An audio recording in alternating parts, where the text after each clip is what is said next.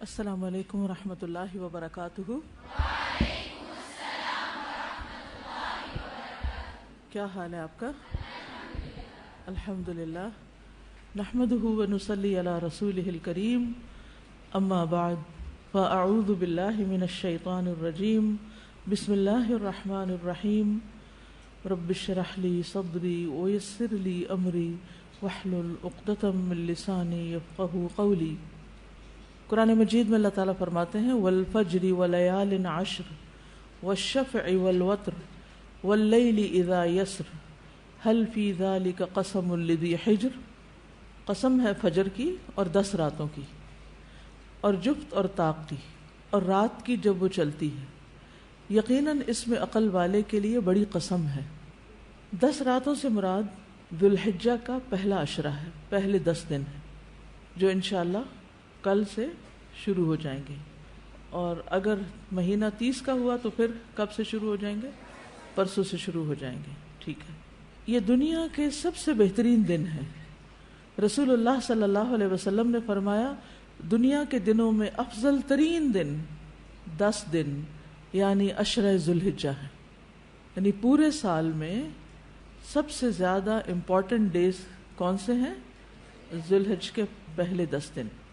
لہٰذا ان 10 دنوں میں جب انسان کوئی بھی نیک عمل کرتا ہے تو وہ نیک عمل بھی اللہ تعالیٰ کو باقی دنوں میں کیے ہوئے نیک عمل سے زیادہ پسندیدہ ہے۔ عام دنوں میں ہم جو کچھ نیکیاں کرتے رہتے ہیں ان کا اجر و ثواب بھی ملتا ہے، لیکن ان دنوں میں جب خاص طور پر کوئی اچھا عمل کرتا ہے تو اس کا اجر و ثواب کئی گنا زیادہ بڑھ جاتا ہے۔ رسول اللہ صلی اللہ علیہ وسلم نے فرمایا اللہ کو کوئی نیک عمل کسی دن میں اس قدر پسندیدہ نہیں جتنا کہ ان دنوں میں پسندیدہ ہے، یعنی عشرہ ذوالحجہ۔ صحابہ نے عرض کیا اے اللہ کے رسول، کیا جہاد فی سبیل اللہ بھی نہیں؟ آپ نے فرمایا نہیں، جہاد فی سبیل اللہ بھی نہیں، مگر جو شخص اپنی جان اور مال لے کر نکلا ہو پھر کچھ واپس نہ لایا ہو، یعنی جان بھی جائے اس کی، شہید ہو جائے، اور اس کا جو گھوڑا ہے وہ بھی مارا جائے، اور اس کا جو اسلحہ ہے وہ بھی چلا جائے، یعنی کچھ بھی واپس نہیں آیا، سب کچھ اللہ کی راہ میں چلا گیا، اس کا عمل بہرحال سب سے زیادہ پسندیدہ ہے یا سب سے زیادہ آگے ہے۔ ورنہ باقی جتنے بھی لوگ جو کچھ بھی نیک کام کر رہے ہیں سال بھر میں، ان سب سے افضل ہے وہ کام جو ان 10 دنوں میں ہم کریں گے انشاءاللہ۔ یاد رکھیے رمضان کا آخری عشرہ جس کی راتیں زیادہ افضل ہیں، اور ذوالحجہ کا پہلا عشرہ جس کے دن زیادہ افضل ہیں۔ تو اس سے یہ پتہ چلتا ہے کہ ان دنوں میں انسان کو پھر خاص طور پر اچھے کاموں کی طرف رغبت کرنی چاہیے۔ نبی صلی اللہ علیہ وسلم نے فرمایا اللہ کے نزدیک ذوالحجہ کے 10 دنوں میں نیک اعمال بہت زیادہ پاکیزگی اور بہت بڑے ثواب کا باعث ہیں۔ تو اس سے ہمیں 2 چیزیں ملتی، نمبر 1 پاکیزگی، ٹھیک ہے، یعنی ہمارے گناہوں کی معافی کا ذریعہ ہے، ہمارے تزکیہ کا ذریعہ ہے ان دنوں کے نیک اعمال، اور دوسرے زیادہ ثواب کا ذریعہ ہے، یعنی عام طور پر جیسے ایک نیکی کا اجر 10 گنا ہے تو ان دنوں میں کئی گنا زیادہ بڑھ جائے گا۔ نبی صلی اللہ علیہ وسلم نے فرمایا اللہ کے نزدیک عشرہ ذوالحجہ کے دنوں سے بہترین کوئی دن نہیں۔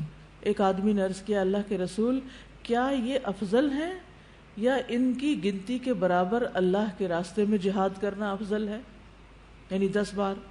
آپ نے فرمایا ان کی گنتی کے برابر اللہ کے راستے میں جہاد کرنے سے بھی زیادہ یہ افضل ہیں، سوائے اس شخص کے جس کا چہرہ مٹی میں ملا دیا گیا ہو، یعنی وہ شہید ہو گیا ہو۔ تو جب اتنا بڑا موقع آ رہا ہے ہمارے سامنے تو ہم اس کو یوں ہی گنوا دیں، یہ نہیں ہونا چاہیے۔ ہمیں نہیں معلوم کہ اگلے سال ہماری زندگی میں یہ دن آتے بھی ہیں یا نہیں، ہم اس سے پہلے ہی نہ دنیا سے چلے جائیں۔ اس لیے بہت ضروری ہے کہ ان 10 دنوں کی پلاننگ کریں کہ ہم نے کیا کیا کرنا ہے۔ صرف وہ کام کافی نہیں جو ہم ہر روز نیکی کے کام کرتے رہتے ہیں، مثلا جو روٹین میں نوافل پڑھ رہے ہیں یا صدقہ خیرات کر رہے ہیں، یا اور نہیں، مزید بھی کرنا ہے۔ صحابہ ان دنوں میں انتھک محنت کیا کرتے تھے۔ سعید بن جبیر ذوالحجہ کے 10 دن داخل ہونے کے بعد عبادت میں بہت زیادہ کوشش کرتے تھے، حتیٰ کہ وہ اتنی محنت کرتے کہ لگتا کہ وہ اس کی قدرت نہیں رکھتے، یعنی اپنے آپ کو اتنا تھکا دیتے کہ لگتا کہ بس اب اس سے زیادہ کچھ کر نہیں سکتے، آخری درجے تک۔ اب نیک اعمال میں سے افضل عمل جو ان دنوں کے لیے پسندیدہ ہے وہ اللہ کا ذکر ہے۔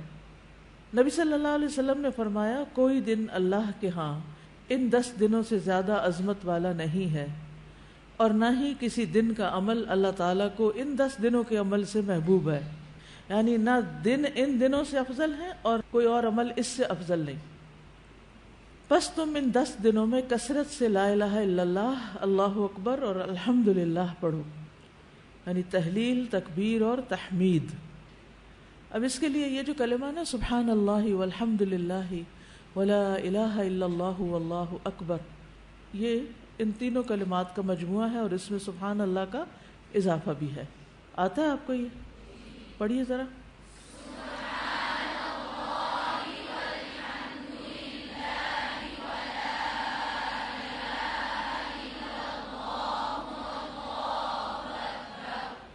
ٹھیک ہے، اسی طرح اللہ اکبر لا الہ الا اللہ واللہ اکبر وللہ الحمد۔ ٹھیک ہے، اس میں بھی تینوں چیزیں آ جاتی، الحمد بھی آ جاتی ہے، اللہ کی حمد بھی آ جاتی ہے، اور لا الہ الا اللہ اور اللہ اکبر بھی آ جاتا ہے۔ صحابہ کرام جو تھے ان میں سے ابن عمر اور ابو ہریرہ رضی اللہ عنہما ان 10 دنوں میں بازار کی طرف نکل جاتے اور دونوں تکبیرات پڑھتے، یعنی مل کے بھی پڑھتے۔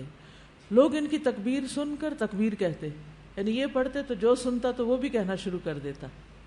تو لوگ ان کی تکبیر سنتے کا کیا مطلب ہے کہ یہ تکبیرات اونچی آواز سے پڑھ رہے ہوتے تھے۔ آپ دیکھیں گھروں میں اکثر لوگ گنگناتے رہتے ہیں یا کچھ، تو گھروں میں بھی تکبیرات اونچی آواز سے پڑھیے، چلتے پھرتے اونچی آواز سے پڑھیے تاکہ دوسروں کو یاد آ جائے۔ اونچی آواز سے پڑھنے کا مقصد اصل میں کیا ہے؟ یاد دہانی، کہ دوسرے لوگ بھی پڑھنا شروع کر دیں۔ بچوں سے پڑھوائیے۔ اسی طرح کلاس روم میں جیسے صبح آئے ہیں آپ، کلاس شروع ہونے سے پہلے تکبیرات پڑھ لیجئے، پھر ہر کلاس ختم ہونے کے بعد اس سے پہلے تو وہ لگا دی جاتی ہیں، تو ہم کہتے ہیں تکبیرات لگا دیں۔ تو اب آپ سے ریکویسٹ ہے کہ تکبیرات پڑھیں، لگا نہیں دیں بلکہ پڑھیں، خود پڑھیں۔ ٹھیک ہے، سننے سے بھی ریمائنڈر ہوتا ہے لیکن خود پڑھنا بھی ضروری ہے، تو خود پڑھیں۔ تو آپ سب لوگ اس کی پابندی کریں گے۔ اگر ٹیچر بھول جائے تو آپ یاد کرا دیں گے، اگر ساری کلاس میں سے صرف ایک کو بھی یاد آ جائے تو اونچا پڑھنا شروع کر دے، باقی لوگ اس کو سن کے پڑھ لیں گے۔ 1 دفعہ 2 دفعہ 3 دفعہ جتنا بھی سہولت ہو، لیکن پڑھیں۔ پھر اسی طرح محمد بن علی جو تھے، ان صحیح بخاری میں آتا ہے کہ وہ نفل نمازوں کے بعد بھی تکبیر کہتے تھے، یعنی نفل نماز پڑھ کے، جیسے تہجد کے پڑھے یا چاشت اشراق کے پڑھے یا پھر اس کے علاوہ، تو وہ نفل پڑھ کے بھی تکبیر پڑھتے تھے۔ اسی طرح عورتیں بھی تکبیرات پڑھتی تھی۔ عمر رضی اللہ عنہ منا میں اپنے خیمے کے اندر تکبیر کہتے تو مسجد میں موجود لوگ اسے سنتے اور تکبیر کہتے، اور بازار والے تکبیر کہتے، یہاں تک کہ سارا منا تکبیرات سے گونج اٹھتا۔ کتنا بڑا علاقہ ہے منا کا، سارا منا تکبیرات سے گونج اٹھتا۔ اب تو خیر سپیکرز ہیں، اس وقت لوگوں کی اپنی آوازوں سے سارا منا گونج اٹھتا۔ ابن عمر منا کے ان دنوں میں نمازوں کے بعد بستر پر، راستے میں اور دن کے تمام ہی حصوں میں تکبیر کہتے، یعنی وہ ہر موقع پہ کہتے۔ انہوں نے صرف نفل کے لیے خاص نہیں کیا تھا، یہ صرف بازار کے لیے نہیں بلکہ بستر پہ بھی کہتے اور راستے میں بھی اور خیمے میں بھی اور ہر جگہ۔ میمونہ رضی اللہ عنہا یوم النحر 10 ذو الحجہ میں تکبیر کہتی، اور عورتیں ابان بن عثمان اور عمر بن عبدالعزیز کے پیچھے مسجد میں مردوں کے ساتھ تکبیر کہا کرتی تھی، یعنی مسجد میں مرد حضرات بھی تکبیر پڑھ رہے ہوتے تھے اور پیچھے عورتیں بھی مل کے پڑھ رہی ہوتی تھی۔ تو اس سے یہ پتہ چلتا ہے کہ تکبیرات اونچی آواز میں پڑھنی چاہیے تاکہ دوسروں کو بھی یاد دہانی ہو جائے۔ عطا بن صائب کہتے ہیں کہ میں ابو عبد الرحمن اور ابن معقل کے ساتھ نکلا اور ابو عبد الرحمن اونچی آواز سے تکبیریں کہتے جا رہے تھے۔ تو تکبیر کے مسنون الفاظ آپ کے پاس پیمفلٹ ہے اس وقت؟ جی الحمدللہ، اس کو خود بھی پڑھیے اور دوسروں کو بھی بتائیے۔ میں انشاءاللہ یہ جو حدیث آپ کے ساتھ شیئر کی ہے میں اپنی فیس بک پر ان کو پوسٹ کر دوں گی، تو جن کو آگے شیئر کرنا ہو یا اس میٹر کو لینا ہو وہاں سے لے بھی سکتے ہیں، تاکہ دوسرے لوگوں تک بھی اوتھینٹک صحیح مٹیریل پہنچایا جا سکے. کیونکہ عام طور پر ہم یہ تو کہتے ہیں کہ ان دنوں میں تکبیرات پڑھنی چاہیے، لیکن کب پڑھنی چاہیے، کس کس کو پڑھنی چاہیے، کہاں کہاں پڑھنی چاہیے، یہ باتیں نہیں پتہ چلتی. لہٰذا ہم پھر کوتاہی کر جاتے ہیں کہ اچھا وہ صبح پڑھنی تھی نا. نہیں، صرف کلاس روم میں نہیں، صرف صبح نہیں، جتنی زیادہ پڑھ سکیں اتنا ہی اچھا ہے. اور ان میں سے کوئی بھی آپ الفاظ پڑھ سکتے ہیں، اللہ اکبر لا الہ الا اللہ واللہ اکبر، اللہ اکبر وللہ الحمد، اور اللہ اکبر اللہ اکبر وللہ الحمد، اللہ اکبر. اسی طرح اللہ اکبر کبیرہ، اللہ اکبر و اجل، اللہ اکبر وللہ الحمد. پھر اللہ اکبر اللہ اکبر کبیرہ. تو اللہ اکبر کبیرہ والحمد للہ کثیرہ وسبحان اللہ بکرۃ واصیلا بھی آپ پڑھ سکتے ہیں. ٹھیک ہے، آخر میں اللہم اغفر لی بھی کہہ سکتے ہیں. دوسرا اہم کام جو ان دنوں میں کرنے کا ہے وہ 9 ذی الحجہ کا روزہ ہے. اس روزے کی خاص فضیلت ہے جس سے انسان کے گناہ معاف ہوتے ہیں، اور یہ دن 1 سال گزرے ہوئے اور 1 سال آنے والے گناہوں کا کفارہ بنتا ہے. لیکن اس کے علاوہ بھی آپ باقی دنوں میں روزے رکھ سکتے ہیں. خاص طور پر جن کے رمضان کے روزے رہتے ہوں وہ ان دنوں میں قضا کر لیں.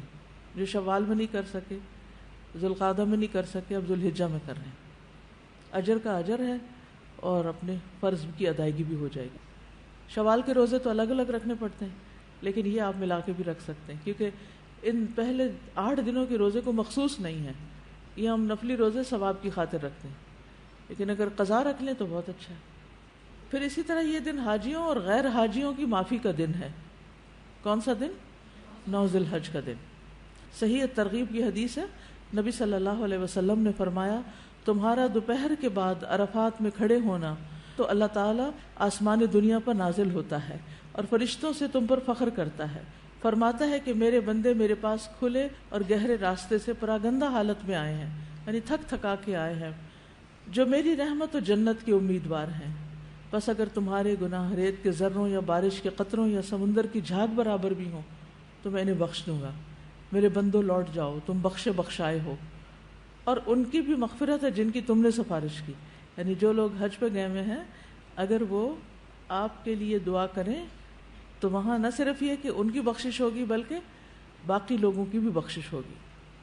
اور خصوصاً آگ سے رہائی کا دن ہے. حضرت عائشہ کہتی ہے کہ رسول اللہ صلی اللہ علیہ وسلم نے فرمایا، اللہ سبحانہ و تعالی عرفہ کے دن سے زیادہ کسی دن اپنے بندوں کو دوزخ سے آزاد نہیں کرتا، اور اللہ اپنے بندوں کے قریب ہوتا ہے.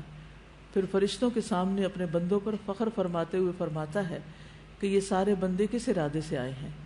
حالانکہ اللہ تعالیٰ کو خود بھی پتہ ہے، لیکن اللہ تعالیٰ خوش ہو کے ایک طرح سے پوچھتے ہیں کہ یہ کیوں آئے ہیں.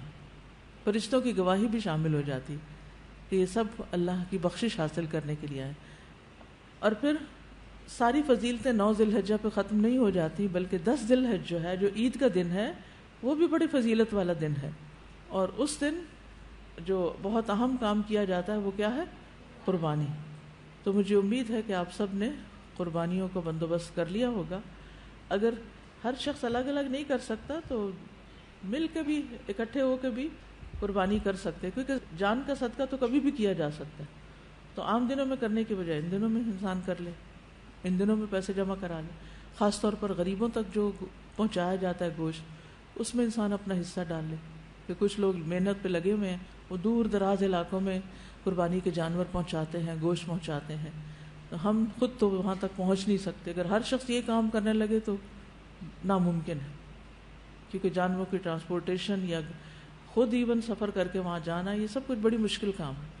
لیکن اگر اس کے لیے ہم پیسے جمع کروا دیں تو جو لوگ کر رہے ہیں وہ ہمارے حصے کا بھی کام کر دیں گے. تو مجھے امید ہے کہ آپ سب نے الہدا کا قربانی پروجیکٹ جو ہے اس کے بارے میں سن رکھا ہوگا. چلیے اب تک برا ذرا پڑھیے. اللہ اکبر کبیرہ،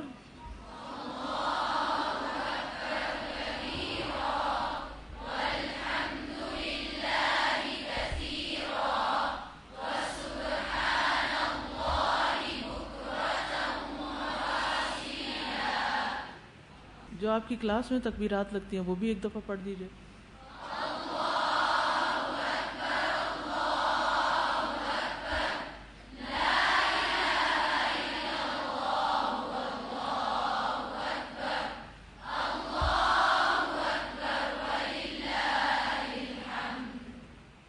وآخر دعوانا ان الحمد للہ رب العالمین.